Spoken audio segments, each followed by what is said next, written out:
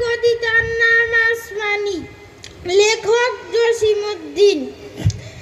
আসমানিদের দেখতে যদি তোমরা সবে চাও, রহিমউদ্দিনের ছোট্ট বাড়ি রসুলপুরে যাও।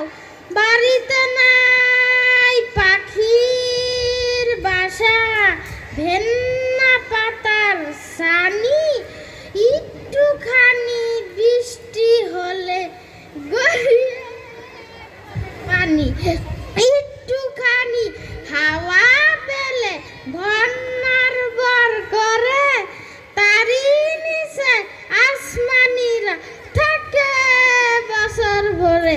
পেটটি ভরে পায় না খাবার, বুকের গগন হাল অনাহারে সাক্ষী দিছে কদিন গেছে তার।